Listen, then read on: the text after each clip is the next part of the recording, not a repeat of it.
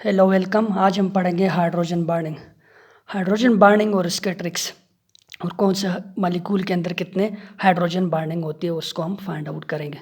सबसे पहले hydrogen bonding जो है, इसके लिए आप लोगों ने याद रखने की यह हमेशा के लिए पाया जाएगा हाइड्रोजन और उसके साथ जब अटैच एलिमेंट हो, या तो वो नाइट्रोजन, हाइड्रोजन के साथ इसी तरह फ्लोरीन, और इसी तरह हाइड्रोजन के साथ क्या चीज़, ऑक्सीजन।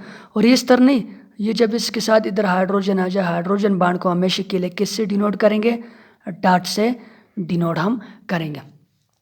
अभी हाइड्रोजन बॉन्डिंग जो होती है ये दो तरह, हाइड्रोजन डोनर की वजह से भी होते हैं और हाइड्रोजन एक्सेप्टर की वजह से भी होते हैं। यानी एक एलिमेंट अगर हाइड्रोजन डोनेट करते हैं और दूसरा हाइड्रोजन एक्सेप्ट करते हैं, दोनों तरफ पॉसिबिलिटी हमारे पास हो सकती है।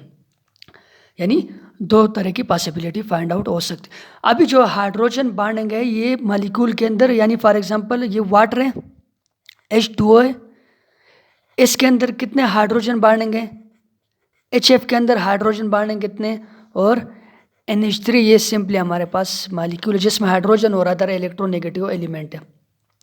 अब ये जो हाइड्रोजन बॉन्डिंग है ये बराबर होगा लोन पेयर किसके, hydrogen bonding is equal to lone pair, और वो लोन पेयर जो होगा वो बराबर होगा हाइड्रोजन एटम के, किसके, हाइड्रोजन एटम के। इस चीज़ पे समझना, यानी जितने हाइड्रोजन एटम होंगे उतने अगर लोन पेयर भी होंगे तो क्या होगा, उतने हाइड्रोजन बॉन्डिंग मॉलिक्यूल के अंदर एग्जिस्ट करेंगे। सिमिलरली इधर ये चीज़ भी हो सकती है, जितने लोन पेयर होंगे उसको हम हाइड्रोजन एटम के बराबर कर लेंगे तो उस मॉलिक्यूल के अंदर उतने ही हाइड्रोजन बॉन्डिंग एग्जिस्ट करेंगे। फॉर एग्जाम्पल हम ले लेते हैं एग्जाम्पल इधर H2O की, ऑक्सीजन छठे ग्रुप से बिलोंग करते तो इसके जो वैलेंस शेल में वो कितने इलेक्ट्रॉन है, 6 है।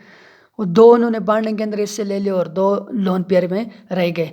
अभी एक लोन पेयर को आप लोगों ने बराबर लेने एक हाइड्रोजन एटम के, यानी lone pair is equal to hydrogen atom. यहाँ पर एक लोन पेयर ये और एक लोन पेयर ये, एक लोन पेयर को भी आप लोग हाइड्रोजन के बराबर लो और इसी तरह एक लोन पेयर को यहाँ से भी हाइड्रोजन एटम के बराबर ले लो। तो कितने लोन पेयर है, यहाँ पर दो लोन पेयर है, lone pair is equal to 2, और वो बराबर है किसके, हाइड्रोजन एटम के। हाइड्रोजन एटम भी यहाँ पर कितने, 2 है, यानी ये तो बराबर करने हमने, फिर उसके क्या करना है, सम करना है। 2 + 2 इज इक्वल टू 4। तो वाटर मॉलिक्यूल के अंदर हाइड्रोजन बॉन्डिंग 4 हाइड्रोजन बॉन्डिंग एक मॉलिक्यूल के। और इस चीज़ को भी याद रखने कि जब वाटर मॉलिक्यूल एक से ज़्यादा हो जाते तो number of hydrogen bonding reduce हो जाते और वो 2 हो जाते। इसी तरह हम देखते हैं कि HF, दूसरा जो वो HF है, HF को हमने देखना है। यहाँ पर HF का जो स्ट्रक्चर है वो हम ड्रा कर लेते हैं, H और F। फ्लोरीन जो है ना वो 6 ग्रुप, यानी 7 है, वो जो इसके वैलेंस शेल के अंदर कितने इलेक्ट्रॉन होते हैं, 7, यानी 7 ग्रुप में ये बिलोंग करते। तो हम ड्रा कर लेते हैं 1 2 3 4 5 6, और एक इसने यहाँ पर बॉन्ड बना लिया। तो एक हाइड्रोजन एटम को इस चीज़ पे समझना, एक हाइड्रोजन एटम को यहाँ पर एक लोन पेयर के बराबर लेना है। कितने हाइड्रोजन है यहाँ पर हमारे पास, एक ही हाइड्रोजन है। यहाँ पर हाइड्रोजन 2 थे और एक हाइड्रोजन को हमने एक लोन पेयर के बराबर ले। यहाँ पर एक हाइड्रोजन एटम है और उसको हम बराबर लेंगे एक लोन पेयर के, एक लोन पेयर के। तो एक ये हो गया और एक हम लोन पेयर ले लेंगे ये वाला, और लोन पेयर को हम यहाँ पर नहीं लेंगे क्योंकि हाइड्रोजन एटम यहाँ पर नहीं है। 1 + 1 इज इक्वल टू 2। तो HF जो ये मॉलिक्यूल है इसके अंदर total number of hydrogen bond कितने, 2 है। Total number of hydrogen bonding 2 है। इसी तरह हम ले लेते अमोनिया NH3 को, NH3 डायरेक्ट मैं स्ट्रक्चर ड्रा कर लेता हूँ। 5 ग्रुप से बिलोंग करते हैं, वैलेंस शेल में 5 इलेक्ट्रॉन होंगे, 3 यहाँ पर हाइड्रोजन के साथ आ गए, तीनों हाइड्रोजन के साथ, और एक लोन पेयर ले गए। अभी यहाँ पर एक हाइड्रोजन एटम को एक लोन पेयर के बराबर लेना है, एक लोन पेयर।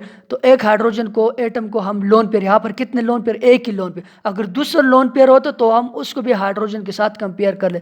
अगर तीसरा लोन पेयर होता तो हम उसको भी यहाँ पर कंपेयर कर, जिस तरह यहाँ पर एक हाइड्रोजन को एक लोन पेयर के साथ कंपेयर कर लिया तो दूसरे हाइड्रोजन को भी हमने दूसरे लोन पेयर के साथ कंपेयर कर लिया। यहाँ पर तो लोन पेयर और भी है, यहाँ पर लोन पेयर ज़्यादा है और हाइड्रोजन एटम कम है। यहाँ पर जितने लोन पेयर है उतने ही हाइड्रोजन, यहाँ पर देखो लोन पेयर एक है लेकिन हाइड्रोजन ज़्यादा है, फिर भी हमारा उसके साथ कोई ताल्लुक नहीं है। हाइड्रोजन एटम को हमने सिर्फ लोन पेयर के बराबर एक हाइड्रोजन एटम ले लिया और यहाँ से एक लोन पेयर ले लिया, तो हाइड्रोजन बॉन्डिंग सिंपल 1 और 1 is equal to 2। Hydrogen bonding 2 होते किसके अंदर, NH3 के अंदर। अब ये जो स्ट्रेंथ ऑफ हाइड्रोजन बॉन्ड है ये 3 चीज़ों पे मेनली डिपेंड करती है। Strength of hydrogen bond, direct में स्ट्रेंथ को लिख लेता हूँ। Strength of hydrogen bonding is directly proportional to, यानी हाइड्रोजन बॉन्ड की स्ट्रेंथ इतनी ज़्यादा होगी जहाँ जितने ही नंबर ऑफ हाइड्रोजन बॉन्डिंग ज़्यादा होंगे, number of hydrogen bonding increase, strength of hydrogen bonding increase. यहाँ पर आप लोग देख सकते हो KCF के अंदर हाइड्रोजन बॉन्डिंग सबसे ज़्यादा है। इसी तरह strength of hydrogen bonding is also directly proportional to the molecular weight, यानी जितना मॉलिक्यूलर वेट ज़्यादा होगा उतना ही हाइड्रोजन बॉन्डिंग ज़्यादा होगी। इससे आप लोग MCQs को सॉल्व कर सकते हो। और इसी तरह hydrogen bonding is also directly proportional to the electronegativity of atom, यानी अगर इलेक्ट्रोनेगेटिविटी एटम की ज़्यादा होगी एलिमेंट की जो मॉलिक्यूल के अंदर है, तो हम क्या करेंगे, उस वक़्त उसके हाइड्रोजन बॉन्डिंग उस मॉलिक्यूल की सबसे ज़्यादा होगी। लेकिन जब तीनों चीज़ें आ जाए, यानी नंबर ऑफ हाइड्रोजन बॉन्डिंग भी हो, मॉलिक्यूलर वेट भी हो और इलेक्ट्रोनेगेटिव, हम तीनों चीज़ों को देखेंगे। एक मॉलिक्यूल के अंदर तीनों चीज़ों को देखेंगे और जो भी चीज़ इन तीनों में से ज़्यादा होगी तो उस मॉलिक्यूल के अंदर हाइड्रोजन बॉन्डिंग भी क्या होगी, स्ट्रेंथ ऑफ हाइड्रोजन बॉन्डिंग ज़्यादा होगा। स्ट्रेंथ ऑफ हाइड्रोजन बॉन्डिंग ज़्यादा होगा तो बॉइलिंग पॉइंट वगैरह भी ज़्यादा होगा। तो इधर से हम इससे बहुत ज़्यादा MCQs को सॉल्व कर सकते हैं। Thank you for watching.